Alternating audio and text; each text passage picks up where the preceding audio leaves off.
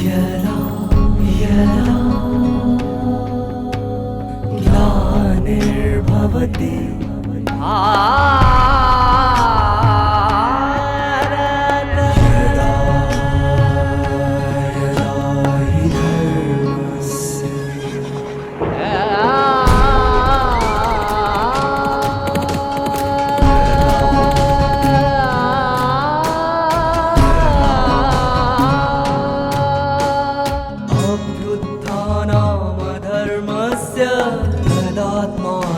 सृजाम्यहं परित्राणाय साधूनां विनाशाय च दुष्कृतां विनाशाय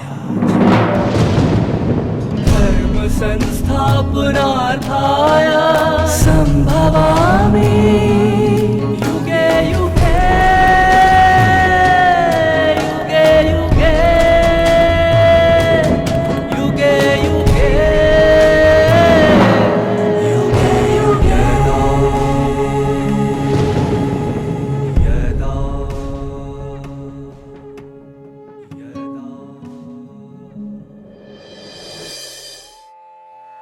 अतुलनीय गीता ज्ञान को भावना के वश होकर हम केवल सुनने तक सीमित न रखें, परंतु हमें अपनी स्वयं की जांच करनी है कि हमने इस ज्ञान को सुनते सुनते अपने जीवन में कितना धारण किया है। ज्ञान की जिज्ञासा के साथ हमारी आंतरिक पवित्रता और शुद्धता भी आवश्यक है, क्योंकि जब तक हम भीतर से साफ स्वच्छ नहीं बनेंगे तब तक इस ज्ञान को समाने की शक्ति हमें प्राप्त नहीं होगी। ओम शांति।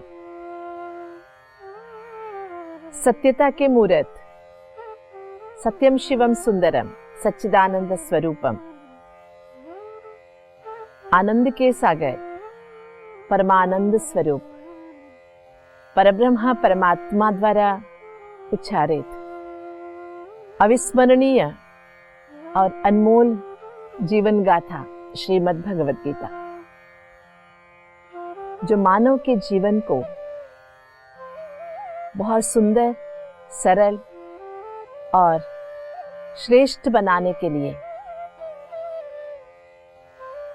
सदा ही मार्गदर्शनीय है और सदैव मनुष्य आत्मा को अपने आप से मिलाने के लिए, अपने आप को देखने के लिए और अपने में परिवर्तन करने के लिए प्रेरित करता रहता है।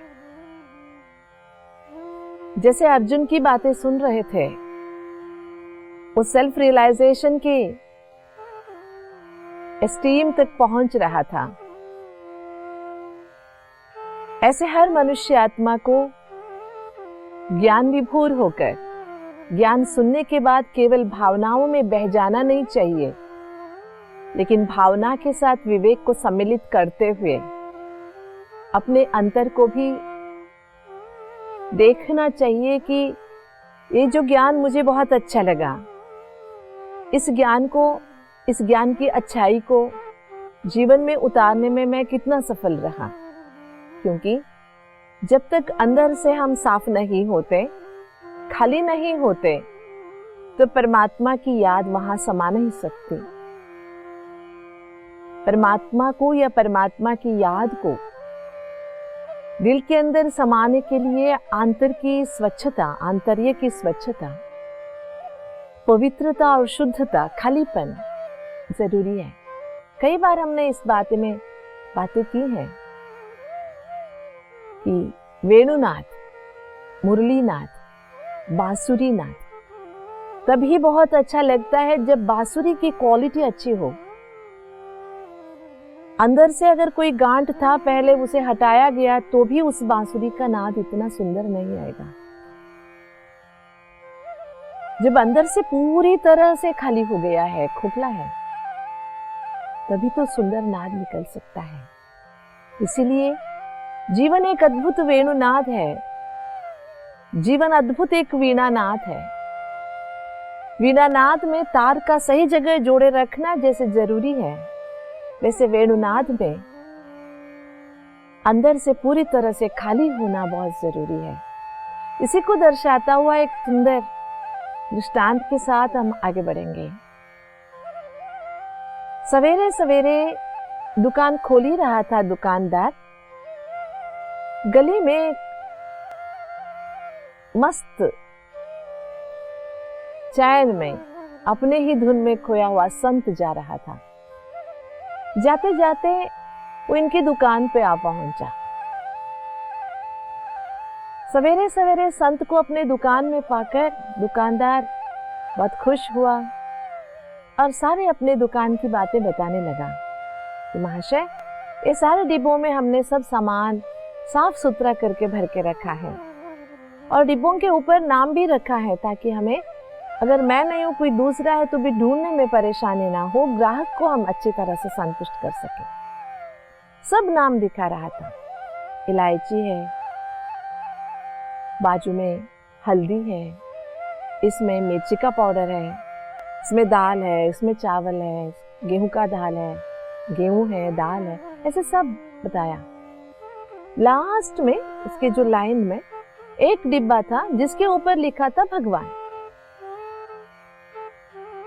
संत मुस्कुराते हुए बोले कि आपकी दुकान में भगवान मिलता है क्या? दुकानदार तौबा तौबा करते हुए बोला, नहीं नहीं महाशय, मेरी दुकान में भगवान मिलता है ये इसका मतलब नहीं है। हम लोगों ने एक तय किया हुआ है, जो डिब्बा खाली होता है ना उसके ऊपर हम भगवान नाम लिख देते हैं ताकि सभी को पता चले कि ये डिब्बा खाली है। ये सुनते ही मानो संत को ना 1000 वॉट की बल्ब लगी, शॉक लगी, तो चौंक गया और बोला, जो पाना था पा लिया, मुझे सब कुछ मिल गया तेरी दुकान में आके, मुझे और कुछ नहीं लेना है।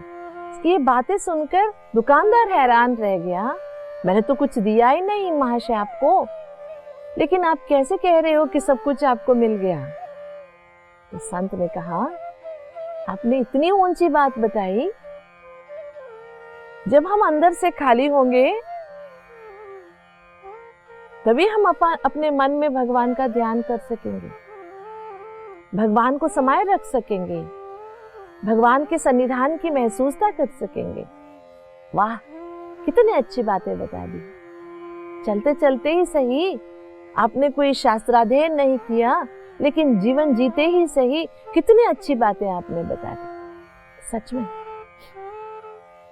अंदर कुछ कूड़ा किचड़ा भर के रखा है, पुरानी बातें, इधर उधर की बातें, अनचाही बातें, बोरियत की बातें, किसी की सुनी सुनाई बातें, कहीं से देखी हुई बातें, कब की घटी हुई बातें, ये सारे जो हमने अंदर छिपा के दबा के रखा है। अंदर तो मानो इतना भीड़ है, आप कहाँ बिठाओगे भगवान को? भगवान को बिठाना माना कोई मूर्ति को लेके बिठाना नहीं है, लेकिन भगवान की याद को दिल में समाने के लिए दिल को खाली करने की जरूरत है। अभी तक भगवान की बातें सुनते हम आप भी भगवान के सामने अपने दिल को खोल के रख दिए है ना। जैसे अर्जुन ने कहा कि अब आप विस्तार से सुनाओ, मैं सुनूंगा। ये बातें सुनकर भगवान भी खुश हो जाते हैं। हंतते कथयिष्यामि दिव्या ह्यात्मा विभूतेः प्राधान्यतः कुरु श्रेष्ठ नास्त्यंतो विस्तरस्त्ययत्ने। हंत ते कुरु श्रेष्ठ, भले भले कुरु श्रेष्ठ। कुरु का मतलब होता है करने वाला, है ना, श्रेष्ठ कर्म करने वाला। हे महाशय, हे अर्जुन, हंत भले भले, तुम्हारी बात से मैं खुश हो गया, तुम्हें सुनने की इच्छा है। कथयिष्यामि, मैं बताऊंगा, मेरी विभूति के बारे में बताऊंगा। जब सुनने वाला बहुत दिल से सुनता है, भगवान भी कहता है, जब सुनने वाला दिल से सुनता है, आत्माभिमानी स्थिति में सुनता है, तो मैं भी ज्ञान का डांस अद्भुत करता हूँ। ऐसे भगवान ज्ञान का सागर है।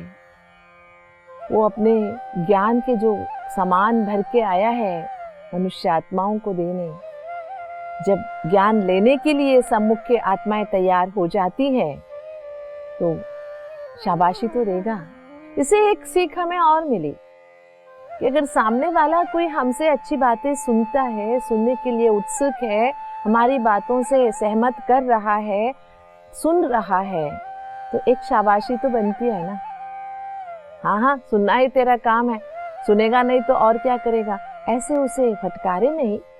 बदले में वो सुन रहा है प्यार से आपको, आपकी काम कर रहा है, तो एक शाबाशी जिससे उसमें करने की और उत्सुकता बढ़ जाए और आराम से और अच्छी तरह से वो करे। वैसे हमने शुरू में जो सुनाया कि वैसे परमात्मा स्वरूप को जानना ही काफी है, और सब विभूतियों के बारे में विस्तार को जानकर क्या करेंगे। फिर भी मैं आपको एक बात जरूर बता दूं, शास्त्रकारों ने, भाष्यकारों ने, बड़े बड़े आचार्यों ने जब गीता के बारे में विचार विमर्श किया, उन्होंने ये पाया 10वां और 11वां अध्याय जो है, एक है विभूति योग, एक है विश्व रूप दर्शन योग, है ना। आगे जो हम सुनेंगे ये दोनों वेदों में विस्तार से बताए गए हैं, उसी का ये भाग है, ऐसे वो मानते हैं। और पुरुष सूक्त है जो उपनिषद से लिया गया है, ये शास्त्रों के अलग अलग नाम है ना। पुरुष सूक्त है, बहुतेक जो भी यहाँ पर आगे हम सुनेंगे 10वें अध्याय में और 11वें अध्याय में, ये पुरुष सूक्त से ही लिया हुआ, उसकी ही कंटिन्यूटी है। इसे एक मन में प्रश्न तो जरूर आता है कि भगवान ने जब अपना स्वरूप बता दिया कि यो माम अजम अनादिम च वेति लोक महेश्वरम असमूढ़ समर्थेषु सर्व पापैः प्रमुच्यते, पाप से मुक्त होने के लिए मुझे इन रूपों से, अजन्मा अनादि, इन रूपों से याद करो। फिर ये विस्तार से सुनाने की या सुनने की बातें बीच में क्यों आ गई? लेकिन आज के जमाने में इसकी हमें क्या जरूरत है? एक तो हम प्रैक्टिकली सोचेंगे, एक तो सच्चा दिल, साफ दिल, किसी को प्यार करने के लिए, किसी का प्यार पाने के लिए सच्चा दिल और साफ दिल, खुले दिल का होना बहुत जरूरी है, जो आज की दुनिया में बहुत कम नजर आता है, बहुत कम। और कई बार हमें परमात्मा के बारे में कई सारे प्रश्न उठते हैं। शायद विभूति योग सुनने के बाद भी बहुत सारे प्रश्न उठेंगे कि अगर भगवान है तो ऐसे क्यों, भगवान है कि नहीं है, हम किसने देखा है भगवान को। जब तक हम भगवान को रूबरू अनुभव नहीं करेंगे, तब तक हमारे मन में ये प्रश्न बने रहेंगे। लेकिन इसका मतलब ये नहीं है कि हम प्रश्नों के जाल में ही फंसे रहे। भगवान वाच में जो गीता में दूसरा श्लोक बताया है, अहम आत्मा गूढ़ाकेश सर्वभूतायश अहमादिश्च माध्यम च भूतानामंत एव च। अहम आत्मा गूढ़ाकेश सर्वभूताशय स्थितः, मैं आत्मा सभी आत्माओं के हृदय में रहता हूँ, हे गूढ़ाकेश। इसका शब्दशः ऐसे अर्थ निकालते हैं, वास्तव में सभी के हृदय में मैं रहता हूँ। पहले भी हमने ऐसे एक श्लोक का अर्थ किया है, हृदय अर्जुन तिष्ठति ब्राह्मयन् सर्वभूतानि यंत्रारूढ़ानि मायया, या ज्योतिषामपि तज्ज्योतिः तमसः परमुच्यते, ज्ञानम ज्ञेयम ज्ञानगम्यम हृदय सर्वस्य विष्ठितम्। ऐसे जब शब्द आए हैं, इसके वास्तविकता को हमने समझने के प्रयास की है। भगवान भी एक आत्मा है, ये निस्संशय है। हम भी आत्माएं हैं, लेकिन वो परमात्मा है और हम जीवात्मा बनते हैं। अर्थात हम अपना शरीर लेते हैं, लेकिन वो अगर किसी के शरीर का आधार भी लेता है तो भी वो परम है, क्योंकि हमारे जैसे शरीर लेने और शरीर छोड़ने की क्रिया में नहीं आता। वो कभी जीवात्मा या मुर्दा नहीं बनता। इसलिए परमात्मा और आत्मा में कुछ गुणों में अंतर जरूर है, लेकिन कुछ साम्यताएं भी हैं। यहाँ पर हम एक प्रमुख विषय के बारे में सोचेंगे। अभी दोबारा भी यही संबोधन भगवान करे हैं कि गूढ़ाकेश, गुड़ा का माना नींद, नींद का जो ईश है, गुड़ाक के जो ईश है, मतलब नींद पर जितने जीत पाई है। जिसका नींद पर अपना कंट्रोल है। सही शब्दों में कहे तो निद्राजीत। यहाँ पर गलत नहीं समझना, निद्राजीत का मतलब योगी आत्माएं, अध्यात्म जीवी, साधक नींद को कम कर देते हैं, नहीं। अगर नींद त्याग देते हैं तो आसक्ति भी खो लेते, मतलब इंटरेस्ट नहीं रहता कोई साधना में, आलसी बन जाते हैं। नींद ज्यादा होने से भी आलसी बनते हैं, नींद कम होने से भी। इसीलिए कहते हैं मनुष्यात्मा को जितना चाहिए ना उतना ही नींद करनी चाहिए, जरूरत से ज्यादा नहीं। आज की दुनिया में स्लीपिंग मैनेजमेंट बहुत फेमस है। How to sleep, why to sleep, कैसे सोना चाहिए, क्यों सोना चाहिए, कितना सोना चाहिए, इसके बारे में एक मैनेजमेंट कोर्स ही चलाते हैं कॉर्पोरेट सेक्टर में। वास्तव में इस सृष्टि के अंदर परमात्मा ने हर मनुष्य आत्मा को शारीरिक रूप से रिलैक्स होने, आत्मा को रिफ्रेश करने की एक छोटी सी विधि रखी है, वो है नींद। जब मनुष्य आत्मा इस शरीर से डिटैच होकर सारी समस्याएं और परेशानियों से थोड़ी देर के लिए डिटैच हो जाती हैं और दूसरे दिन एक फ्रेशनेस के साथ शुभारंभ करते हैं। लेकिन जो मनुष्य आत्मा अपने नींद पर नियंत्रण साधता है, उसका वो आदती बन जाता है और जितना चाहिए उतना नींद जरूर करता है, लेकिन जहां बैठे वहां उसने झुटका खा ली। ये आलस्य की निशानी है ना। आलस्य कुतो विद्या, अविद्यस्य कुतो धनम, अधनस्य कुतो मित्र, अमित्रस्य कुतो सुखम। आलसी के लिए कोई मित्र हो ही नहीं सकता। हाँ, अगर वो भी आलसी है, दोनों मित्र बन जाए, वो अलग बात है। इसलिए मनुष्य आत्मा को निद्रा के ऊपर विजय पाने की एक खूबी को सीख लेनी चाहिए। ये अध्यात्म जीवी ही नहीं, जो भी इस दुनिया में जीते हैं, कोई भी काम करने के लिए नींद बाधा ना बने। इतने तक भगवान कहता है निद्रा भी योग बन जाए। इधर उधर के सपने, चंचलता, भय, परेशानी नींद में सताए नहीं। जो दिन को अच्छी तरह से बिताता है उसकी नींद भी बहुत अच्छी होगी। जो हम ज्यादा दिन में सोचते हैं वही तो स्वप्न के रूप में हमें सताते हैं, और जो दिन में हम पूरा नहीं करते वो स्वप्न के रूप में हम पूरा कर लेते हैं।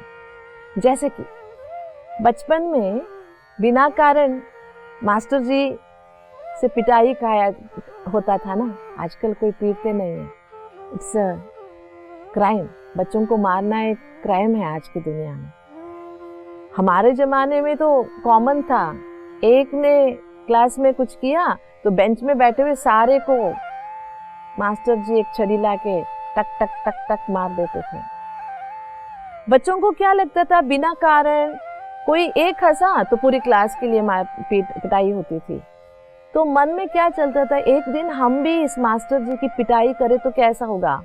ऐसे एक सोच बचपन में चलता था हर किसी को। लेकिन बच्चे छोटे, मास्टर जी की पिटाई करना तो दूर, सामने खड़े भी नहीं हो सकते थे। तो आप सभी को पता होगा, शायद आप सभी का अनुभव भी होगा, बचपन में रात के स्वप्न में बच्चे मास्टर जी की पिटाई करते थे। ऐसे बहुतों को स्वप्न होता था। मुझे पहली बार जब ऐसा स्वप्न आया था तो मैंने अपने क्लासमेट से पूछा था, आपको भी ऐसा स्वप्न आता है क्या? उन्होंने कहा था हाँ, हमको भी आता है। इसका मतलब क्या हुआ, दिन में जो हम कर नहीं पाते, आधे अधूरे रह जाते हैं जो हमारे विचार, वो स्वप्न के रूप में हमें सताते हैं। अगर दिन हमारा अच्छा गया, दिन में जितना सोचा उतना कर लिया, कोई पेंडिंग नहीं रखी, तो रात तो हमारी अच्छी नींद वाली, सुकून वाली। अगर हमने सोते सोते परमात्मा के साथ बात करते हुए आंख बंद की, तो रात के स्वप्न में हम परमात्मा से ही बातें करेंगे। इसलिए यहाँ पर जो संबोधन है, मैं तेरे को बताऊंगा, मेरे विस्तार से विभूति बहुत है मेरे, मैं सभी के हृदय में प्रेम रूप में वास करता हूँ, जिसकी हम स्पष्टता कर रहे थे। हृदय सर्वस्य विष्टितम हृदयेषु अर्जुन तिष्ठति। यहाँ सबके हृदय में मैं प्रेम स्वरूप में वास करता हूँ। और सभी मनुष्य आत्माओं का आदि मध्य अंत मैं जानता हूँ। भगवान त्रिकालदर्शी है, त्रिनेत्री है, त्रिलोकी नाथ है, और जो मनुष्य आत्मा की त्रिकरण शुद्धि है, मना मनसा वाचा कर्मणा शुद्ध है, ऐसे के सामने परमात्मा सब कुछ खोल के रख देता है। लेकिन हमारे जीवन में इस परमात्मा तत्व को समझने के लिए हमें गूढ़ाकेश होना। निद्रा में भी अनेक प्रकार की निद्रा है। आलस्य भी एक निद्रा है, पोस्टपोनिंग भी एक निद्रा है। कल करेंगे, कल करेंगे, कल करेंगे, वो कल आएगा ही नहीं। इग्नोरेंस भी वन टाइप ऑफ है ना, निद्रा है। किसी को नफरत करना, अज्ञान भी एक तरह की निद्रा मानी गई है। किसी भी प्रकार के निद्रा के वश ना होकर निद्राजीत बने, तभी हम परमात्मा को जान सकेंगे, नहीं तो हम नास्तिक के लाइन में खड़े हो जाएंगे। सवेरे सवेरे एक नाई के पास एक सात्विक व्यक्ति पहुंचते हैं। परमात्मा पे पूरा श्रद्धा है उनका। बाल कटवाना था तो नाई के पास पहुंच गए। वो नाई, कोई भी उसके पास आता था, क्योंकि हर किसी को जाना पड़ता था अपने बाल कटवाने, तो वो सभी को कहता था कि भगवान नहीं है। वो कहता था अगर भगवान होता तो इतना दुख क्यों होता, अगर भगवान होता तो इतनी गरीबी क्यों होती, अगर भगवान होता तो एक शाहूकार एक गरीब क्यों होता। ऐसे उनके ना बहुत सारे ऐसे बहस, कितना भी बोलो वो बकबक करता ही रहता था। लोगों को डर रहता ना, क्योंकि सिर दे के बैठते बाल कटवाने, अगर ज्यादा बोल दिए तो कहीं लगा ना दे, इसलिए चुपचाप उसका बकवास सुनते थे। ये जो आस्तिक महाशय पहुंचे थे, इन्होंने भी बहुत कुछ कहा, वो नाई ने नहीं माना बात में, तो चुपचाप अपना काम पूरा करके बाहर निकले। संयोगवश जैसे ही उनकी दुकान से बाहर निकले ना, सामने एक फकीर दिखाई दिया। भिखारी, बहुत लंबे लंबे गंदे है ना, गांठ पड़े हुए थे, सब फंसे हुए बाल, पता नहीं कितने सालों से उसने बाल कटवाए ही नहीं है। उसको देखते ही इस आस्तिक महाशय को कुछ सूझा। इन्होंने जोर जोर से चिल्लाना शुरू किया, इस गांव में, इस शहर में कोई नाई नहीं है, इस शहर में कोई नाई नहीं है। इनकी बात सुनकर जो नाई अंदर अपना काम कर रहा था, दरवाजा खोल के बाहर आया, बोला महाशय ये क्या बोल रहे हो, अभी अभी तो आपके बाल मैंने काटा है, मैं बैठा हूँ मेरी ही दुकान के सामने, आप कैसे बोल रहे हो कि इस गांव में कोई नाई नहीं है। तो वो आस्तिक महाशय मुस्कुराते हुए बोले, अगर इस शहर में नाई होते तो ये जो फकीर है इतने लंबे लंबे बाल लेके घूम रहा है, कितने इसमें जुए पड़े हुए हैं, तो क्यों नहीं इसका बाल काटा किसी ने। तब वो नाई ने कहा, ऐसी कैसे बात कर रहे हो महाशय आप, ये जब हमारे पास आएगा तब तो हम इनके बाल काटेंगे ना, रास्ते चलते हम किसी के पास जाके तेरे बाल लंबा है मैं काट दूं ऐसे कहेंगे क्या, ये जब मेरे पास आएगा तभी तो मैं काटूंगा, ये कभी आया ही नहीं मेरे पास। आस्तिक महाशय ने कहा कि अभी तेरे को उत्तर मिल गया, जो अभी बार बार तू कह रहा था कि भगवान नहीं है, भगवान है तो ये गरीबी क्यों। अरे गरीब भगवान के पास आए, कष्ट वाले भगवान के पास आए, अपने कष्ट जताए, भगवान को समझे, खुद का समझाए, तब तो भगवान उनका मदद करेगा। खुद कभी भगवान के पास गए नहीं, यूं ही कहते रहे भगवान नहीं है, भगवान नहीं है, तो भगवान को कैसे पाओगे। जी हाँ, इसलिए मन से पूरी तरह से खाली होकर, अपनेपन को त्याग कर, देहाभिमान को छोड़कर परमात्मा के सामने जब समर्पण हो जाते हैं और अपने आलस्य के ऊपर, नींद के ऊपर जब विजयी बन जाते हैं, तब भगवान की बातों को समझने की समझ हमारे अंदर आ जाती है। ओम शांति। परमात्मा द्वारा उच्चारित गीता का ज्ञान एक अविस्मरणीय और अनमोल जीवन गाथा है, जो मानव जीवन को सरल, सुंदर और श्रेष्ठ बनाने के लिए सर्वोत्तम मार्गदर्शन करता है। दर्शकों, परमात्मा कहते हैं कि उन्हें यथार्थ रूप से याद करके ही हम मनुष्य अपने पापों से मुक्त हो सकते हैं। तो स्वाभाविक प्रश्न उठता है कि उनका यथार्थ रूप क्या है।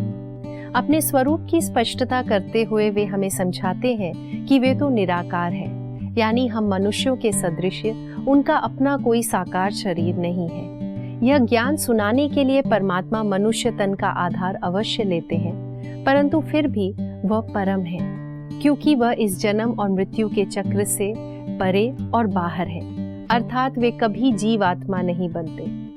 दोस्तों, ईश्वर कोई देखने की वस्तु नहीं है। उस प्राण प्यारे प्रेम सागर परमात्मा को तो दिल की गहराई से अनुभव करना होता है। इसलिए हमें यदि उनका अनुभव करना है तो आलस्य तथा अति निद्रा का त्याग करना होगा। तो आइए परमात्मा द्वारा प्राप्त इस दिव्य ज्ञान के आधार से हम अपने परम प्रियकर को अपने जीवन में समीपता से अनुभव करें। ओम शांति।